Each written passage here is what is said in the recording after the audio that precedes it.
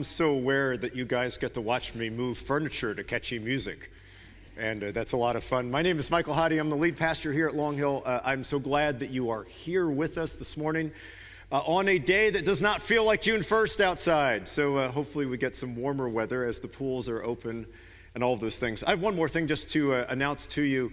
Next Sunday, June 8th, after the service, we'll be having a dessert reception over in Fellowship Hall, which is out this door to my right, just down the hall. And that's to just celebrate Pastor Andy and Pastor Daria Hasty and just all their ministry among us, and to thank them for all that they've done and for who they are.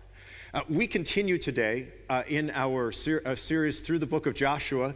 And today we are in chapter 5. I don't know if you've ever gone on a trip, and as you get out on the highway, all of these things come flooding into your mind that you might have forgotten to do or might have forgotten to get. Does anyone feel me with that? Like you are like, do I have my phone charger because I don't want to pay $28.95 for a cable, at Staples or at the gas station? Or maybe, like we do all the time, did we actually lock all the doors? Did we leave the doors open? Or did we leave something important on that could burn the house down at some future point? That's what we go through, and I have the worst memory in the entire world, so it's especially a roller coaster for us. But what we end up having to do sometimes, we end up having to turn back around and go back and see if we remembered the thing, or if we got the thing, or if we turned the thing off. Very often you're like, oh, I actually did it. And so it's just this exciting little trip back, but we're returning for something. There's something that's come to our minds that we're returning to do. And today in Joshua chapter 5, this is a story. It's not going to seem like it at first, and I promise you that, but it's a story of return. And so we pick up today in Joshua chapter 5 and verse 1. And it goes like this. Now, when all the Amorite kings west of the Jordan and all the Canaanite kings along the coast heard how the Lord had dried up the Jordan River before the Israelites until they crossed over, their hearts melted in fear, and they no longer had the courage to face the Israelites. So what's happened is the Israelites have been in the wilderness. They've been in Sinai, and they've come up to this second river, and we talked about that in the past couple weeks, called the Jordan River, and it was at flood stage, and so it was a barrier that wasn't easily crossed. And they come to it, and God does another miracle. He dries up the river, and all of the people cross over on the other side of the river. And so all of the people, the Amorites, the Canaanites, there's a lot of ites. We talked about all the ites last week. They'd heard this legend of who God was. And then all of these people come over into their land, and it's obvious what's about to happen next. It says that the Amorites and the Canaanites had melted hearts. They had hearts that were melted in fear. It's a complete loss of strength and resolve. I don't know if you've ever come up in something in your life that just seems so big, it just melts all your ability to feel like you can stand, you can go through it, you can walk through it. It's just gone. You throw up your hands and you're like, I don't have the strength, I don't have the ability to do this. And they've seen the Israelites massed on the other side of the river. There's been legends and rumors that have gone back and forth. They are aware that there's spies in their land. We learned that a couple weeks ago. And so it's obvious that something is coming.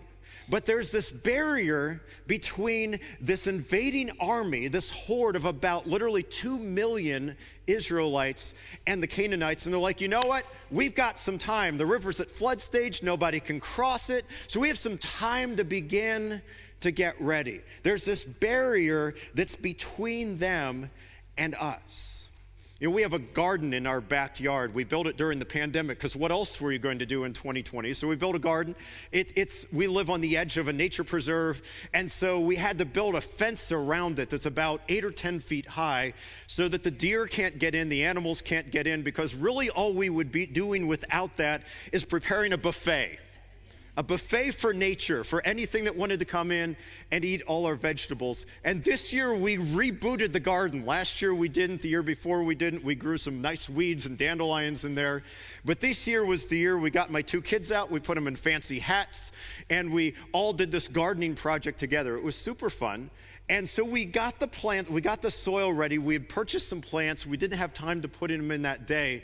But the night that it was a couple weeks ago, that we got to the end of the day, I looked in the enclosure, and there's a bunny. inside the garden.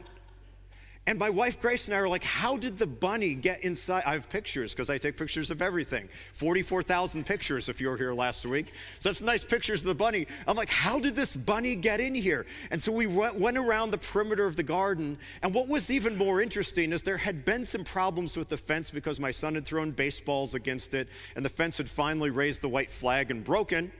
And so we repaired the fence. Everything was good. We thought we had security. And then that night, the bunny shows up. And my wife and I were beside ourselves. We're like, how did the bunny get into the garden? And so we looked for an entry point. We didn't find one.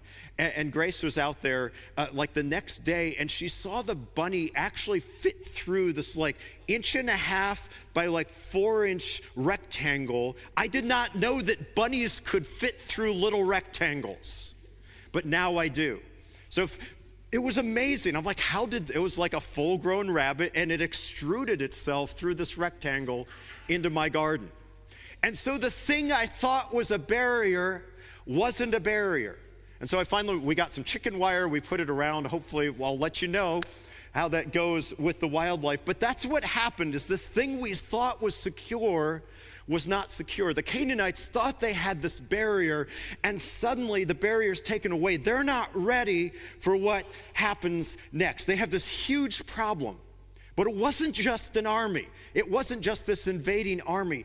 There was this sense among them that there was a powerful God that was with them.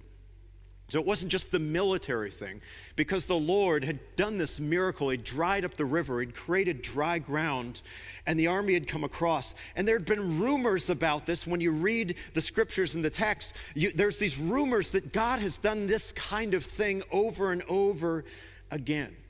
And so there's a powerful God with them. But I think it goes even farther than that. There was this sense that judgment was coming. There was a sense that not only was this an army, and not only did they have a powerful God, but there was actually judgment that was going to be visited on the people of Canaan. Because what they did was some obviously detestable things like child sacrifice. Things like the oppression of the poor and the needy. There were all of these terrible, detestable things that they did. They worshiped some really terrible deities. And it's one of those things that even if you've kind of been hardened, if your heart has been calloused to it, you kind of know that it's wrong. At the very least, you're like, I ought not to be doing this. There's some things in our lives where it's like, it's a gray area.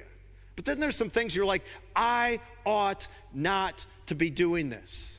But because they thought they had the power, because they thought they had that barrier from invading armies, they kept on going and they kept on doing the things that they were doing. And so suddenly, it seems like judgment is coming. Now, a couple weeks ago, Pastor Joey talked about the story of Rahab, who was in a city called Jericho, and there were some spies that came around, and she hid the spies. If you've missed any of the parts of the series, you'd like to go back and listen. It's on our podcast, on Apple Podcasts, and on the Google equivalent thereof, which I don't know what it is. It's on our website. It's on YouTube. We'd encourage you to go back and catch up, because this story really does build on each other. But Rahab was there, and Rahab welcomed these spies. And she asked for their favor. She asked for the favor of the people. And the thing I think that we see implicitly here, and where else she's talked about, is that she also repented. She also repented of her ways. Get the mic so you guys don't have to listen to me cough like super loud. But she repented of her ways. Now these Canaanites, they have not repented. There's this awareness that something's coming, but they've said, you know what, we're not going to turn from our ways. And the reason they didn't is very often the reason that we don't. The reason they didn't is the reason very often that we don't. And there's a few parts to that. Number one, we kind of like what we're doing. We're like, I like this thing that I'm doing, and I don't really want to stop doing it. The big one is this: we think we have time. We think we have time. We think, we can just wait this out, and there's time later in our lives. And we think like the Canaanites, we have this insulation, we have this barrier from what's going to come across. But suddenly the Canaanites discover that they're wrong. The Israelites are coming, and they're coming fast. Judgment is coming, and it's coming fast. What if the same is true for us? What if the same is true for us? What if we don't have the time we think? What if we don't have the barrier that we thought we had? And what if God is saying, you know what, this way that you're living, you've kind of like, you know, I can get right about this later. What if that time is up? So if you're the Israelites and you cross over, and the people that are on the other side that you have to oppose, their hearts have melted and they're in great fear, what does it make sense to do next? To attack, to seize the initiative that's been handed to you. And we continue on in our story. At that time, the Lord said to Joshua, at the time where it seems so appropriate to rush forward, at the time where it seemed like, okay, now is the moment. God has given us the moment. There's fear in the hearts of the people. Now is the time. The thing that makes sense, the time that makes sense, the next step that makes sense, now is the time. So do they rush forward? No, they don't. This is one of the things I love about having to preach through a book. You don't get to skip over anything. So at the time the Lord said to Joshua, make flint knives and circumcise the Israelites again. So Joshua made flint knives. I have to whip this out. Pastor Joey's, he shows up with this plastic prop. He's like, you know, you need to whip this out at this point. So here we go. I've done my job. There you go, Pastor Joey. But they do this thing with kind of putting a fine point on it. It's a medical procedure for men in Israelites. And so Joshua made flint knives and circumcised the Israelites at Gibeath Harlaloth. And you know, a lot of times here I try to tell you the original meaning of the Hebrew and the Greek and the Aramaic. This will not be one of those times. Go look that up later if you want to know, but it is not one of those times. But look at this word. It says again. Make flint knives and circumcise the Israelites again. This had become a neglected practice in the wilderness. And what does this mean? It's not just the medical procedure. This was a sign of the covenant, of the agreement that God had with his people. It was an outward sign of an inward reality. And in the wilderness, they had kind of stopped doing this. And there's a couple reasons why. The first reason is, why would you want to do this? If you had the choice between doing this and not, why would you want to do this? I've had some procedures when I've been knocked the heck out with anesthesia, and I've had a couple where I have not. And this is one of those that you don't want to be around for if you can avoid it. But there's no such thing at that time. But there's another part to it as well. Because this is the generation that was in the wilderness, was the ones who had given up on God's promise. God had promised them the land. He said, the land is open to you, but they had not believed him. We'll come back to that a little bit later. And so they kind of just abandoned that part of the promise. So God is reaffirming his promise to the people. And it's this interesting thing that we can apply to our own lives, which is this: God is faithful even when we're unfaithful. God is always faithful to us, even when we are unfaithful. It doesn't mean there won't be consequences for our unfaithfulness, for when we don't follow after God. There are always consequences, and they're not just like these punitive things that God does to hurt us. They are very often they are the natural outcomes of the path that we take, and we're also going to see that a little bit later in the passage. But God always comes back. But in order to receive the promise, to enter into the promised land, the people have to become obedient. They have to come back into alignment with God's decree, with his covenant. It is very much this if-then statement. God's faithfulness to us, he continually does it. He does it over and over again. But if we want to receive the promises of God in our lives, we have to come back to him in the way that he has asked us to. And obedience to God will always have a cost.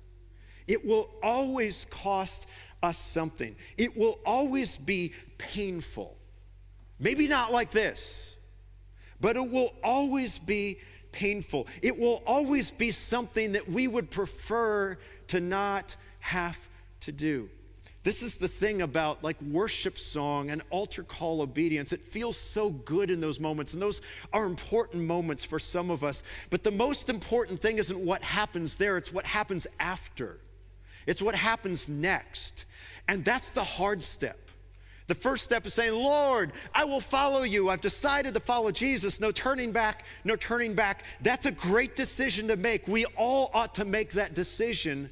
But the thing that happens next is what matters the most. It's what we do when we don't have the emotions, when we don't feel it, when it begins to cost us something. And the writer of Joshua goes on and he explains why what has just happened. Verse 4. Now this is why he did so. All those who came out of Egypt, all the men of military age, died in the wilderness on the way after leaving Egypt. All the people that came out had been circumcised, but all the people born in the wilderness during the journey from Egypt had not.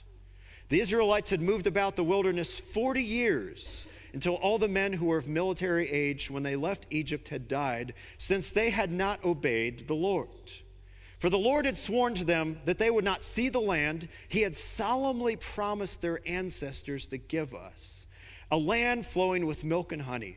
And so he raised up their sons in their place, and these were the ones Joshua circumcised. They were still uncircumcised because they had not been circumcised along the way. And after the whole nation had been circumcised, they remained where they were in camp until they were healed. Then the Lord said to Joshua, today I have rolled away the reproach of Egypt from you. So this is the judgment that they've been operating under because they have not believed the promise of God. So that place was called Gilgal. And I will tell you the meaning of this word. It means rolled away to this day. And so I want you to get the whole scenario here. The Israelites are ready to go. They've crossed the Jordan. There's been this big miracle. It seems like it's time. It's time to go on the offensive. Their enemies have been caught unprepared. They're back on their heels. Momentum is on their side. And what do? They stop. And not only do they stop, they do this thing that would have rendered all of the soldiers' combat ineffective. No one wants to go on the attack. I will just say this, ladies, if you don't understand this thing that men have to deal with, you don't want to do anything. You don't want to move. It's incredibly painful. And so nobody is going to go on the attack anyway, and suddenly the momentum has shifted. It's shifted to the side of the Canaanites.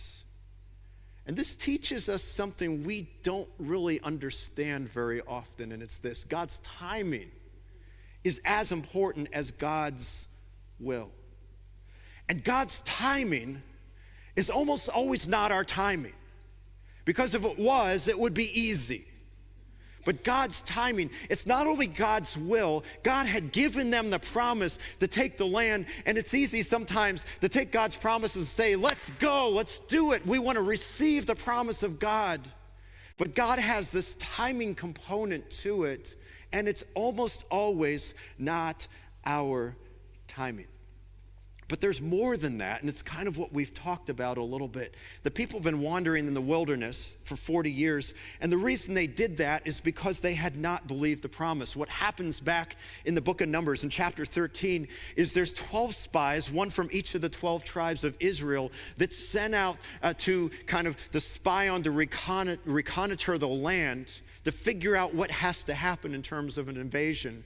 And 12 of them go, and they come back, and 10 of them say, nope, we ought not to do this. They're huge, they're powerful, their cities are fortified, the land is great. It does flow with milk and honey. There's all sorts of great things in it, but the people are too much for us. And there's 2 spies who say, we can do this. God is on our side, we can do this. Ironically, one of them is Joshua. But this happens, and the people, their hearts melt. Just like the Canaanites, their hearts melted, and they do what anyone does when it feels like things are not going our way. They start to complain. And they say things like this: if only we had died in Egypt or in this desert. If only we had died in Egypt or in this desert. Now, I want to be clear. They've seen God's provision. They've seen God's miracles. They've seen God's leading. These have not been small things. But faced with the current circumstances, all of that seems like it disappears. Remember what I said about these Old Testament books? They tell us something about us because human nature is remarkably consistent over time. And it's this: we have an incredibly short memory when it comes to God's faithfulness in our lives. We just do. And so there's this thing that God's done back here, and it was significant. When we were there, we saw it, but then we get some distance away, and it's a new set of circumstances, and it's something that seems like it's insurmountable, and we forget what God has done. That is why it is important that we remind ourselves and each other of who God is. You know, we're having this hymn sing in a few weeks, and some of you know that I'm like the traditionalist at heart. I play the organ, I have an organ. I love what we do here in worship, but at my core, I'm pretty old school when it comes to certain things. One of the things I love about these old hymns is they remind us of who God is, and they have stood the test of time. But that's just one example that we can use to say, God is like this. My circumstances seem like they're like this, but God is like this. We can remind ourselves and each other of who God is. And so they stay in the wilderness, and they say, you know, if only we had died here. And God is like, okay, cool. And that's what happens. That entire generation passes away in the wilderness, short of the promise that God has given them. Doesn't mean the promise is gone, but it means they've lost the opportunity to see it. Friends, there are some ways that God is leading you. There's a calling that He's given to you. There's a purpose He's set in front of you. And that's not something you can take for granted. God will accomplish His will through whoever and however. There's a calling and a purpose God has set in front of this church, in front of us. It is ours for the taking, but we have to do it in God's way and in God's timing, and repent and return to Him. And if we don't, we will miss out on it. It's not like God is up in heaven wringing His hands, figuring out how He's going to get His will done on this earth, because He's God. But we miss the opportunity not only to see it, but to be part of it. And friends, I don't want to miss that. And you don't either. So this judgment thing, very often, it's just cause and effect.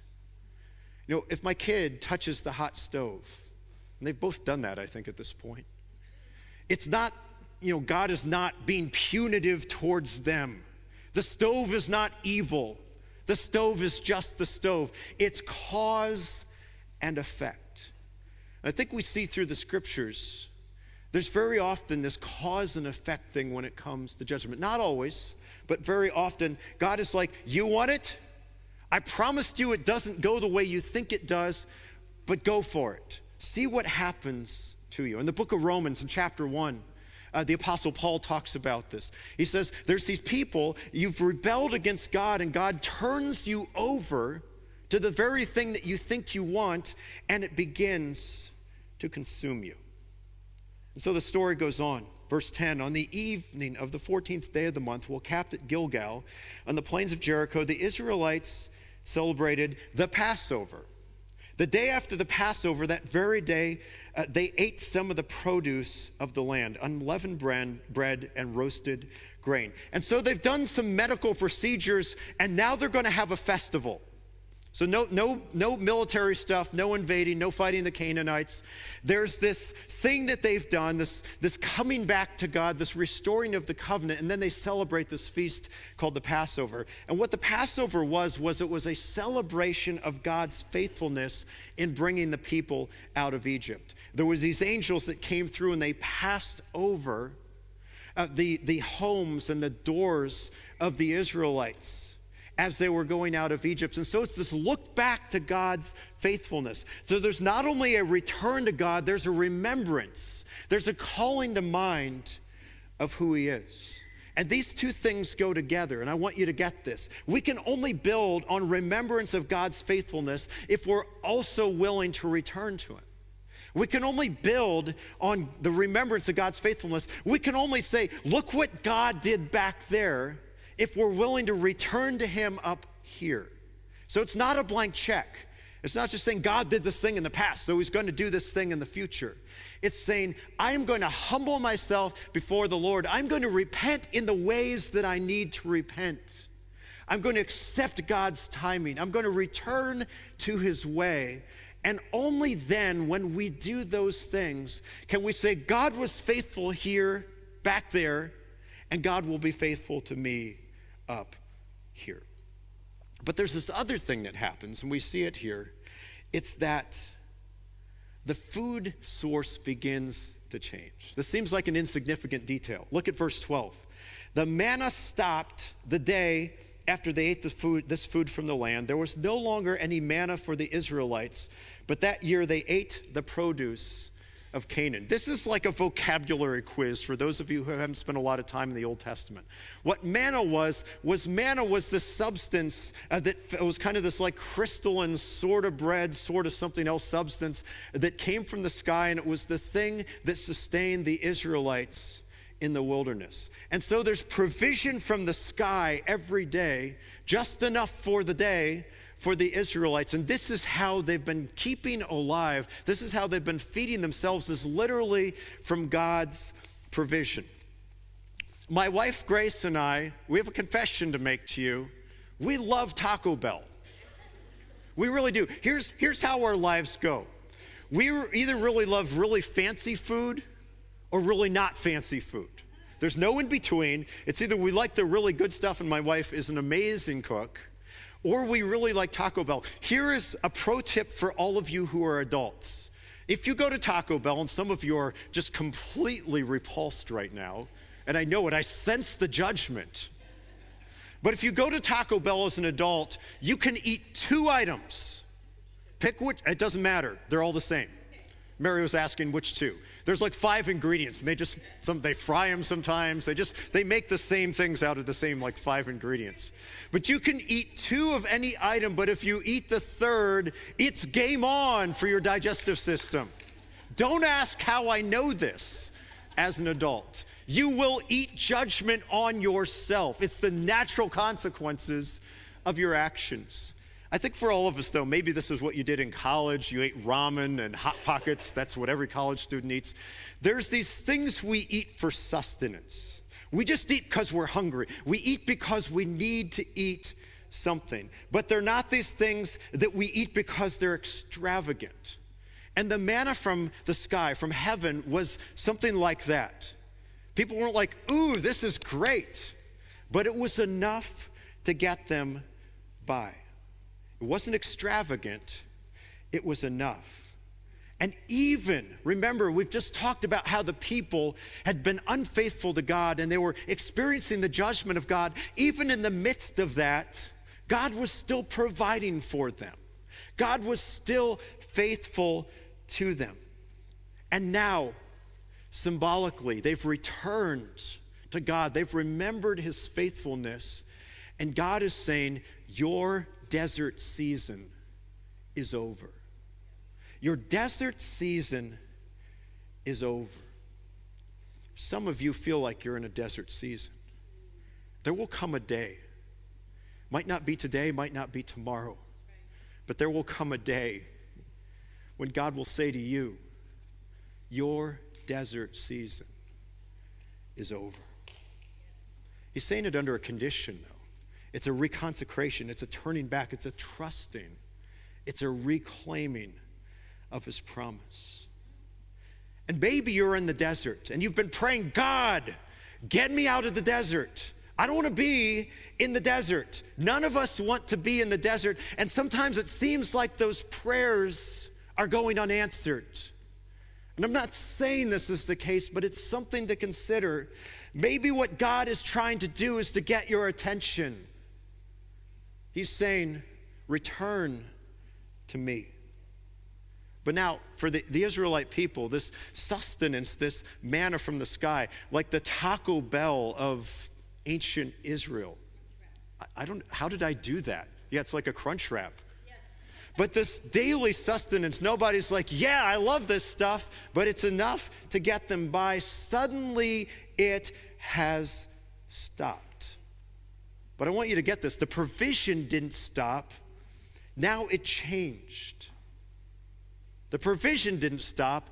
It has now changed. It is now the fruit of the land.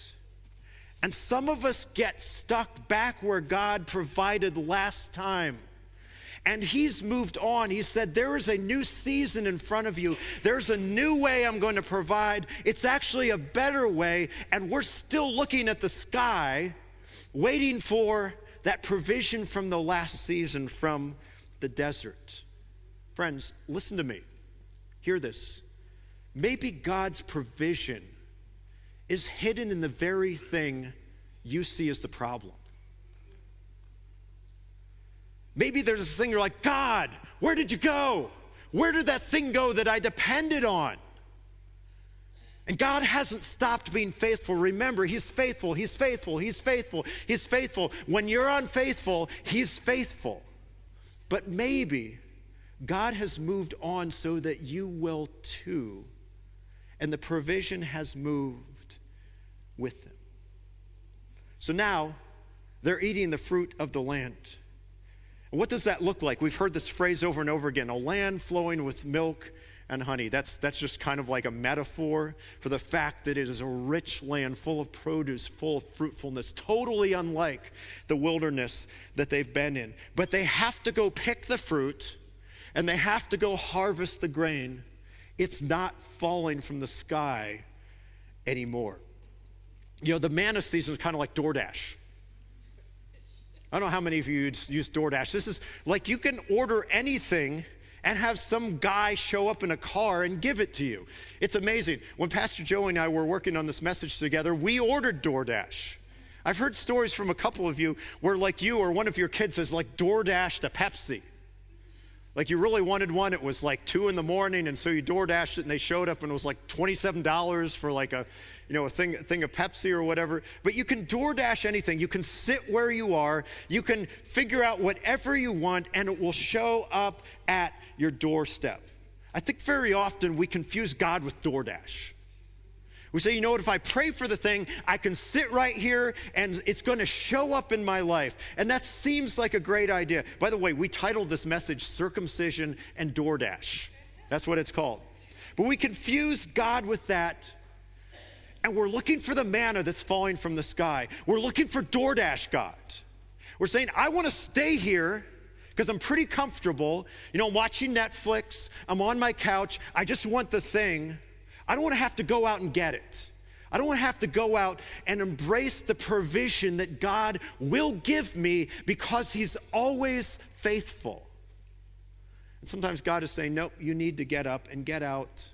And when you do that, you'll see not only my faithfulness, but you'll see my abundance. You'll see the ways I'm going to provide. So the manna has stopped, but it requires something of the people now to walk into all of the parts of the promise of God. You know, some of you, you've returned to God. You've prayed the prayer. You've turned around. You've stopped doing the thing. You've come back. You've confessed. You've repented. And it seems like your life has actually gotten harder. It doesn't feel like it's gotten easier. You're holding on to the promise, but you're having a hard time seeing it. And maybe it's this. Maybe it's not that God's provision has stopped, but maybe it's moved. Because God is always faithful to you, but he knows that what you need now is different than what you needed back there. So God's always faithful. That's not the question. God's faithfulness isn't tied to what he did.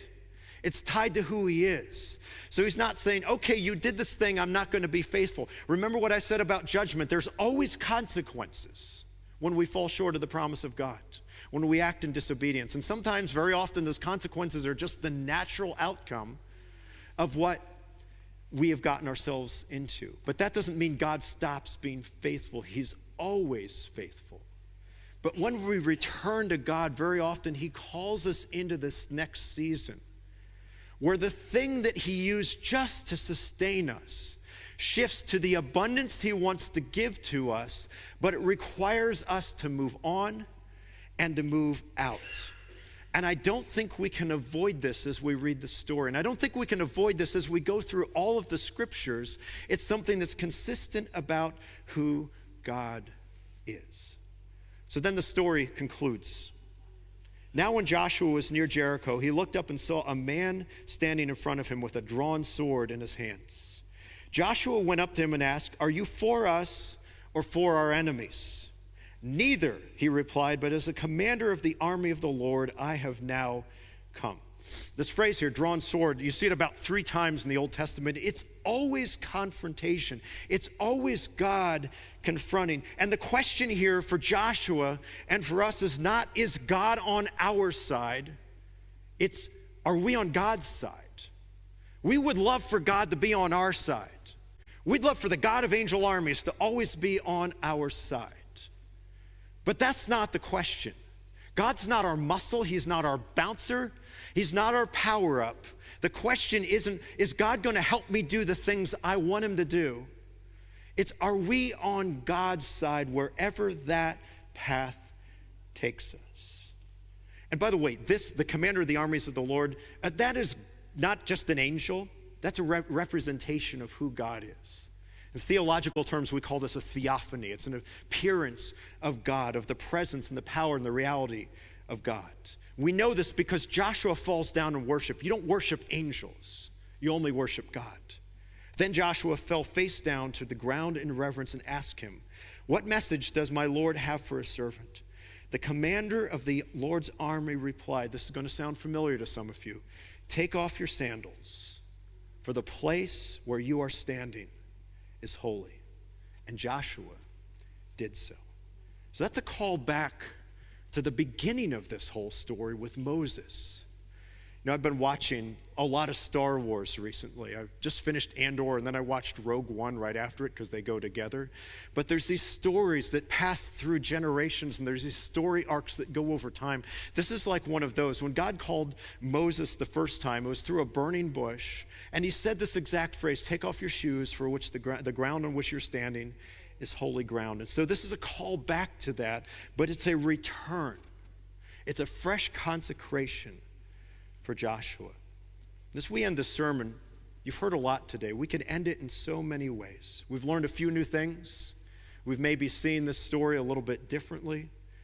But I think God is inviting us, just like he invited Joshua, to take off our sandals, not literally, but to consecrate this moment, to set ourselves apart again.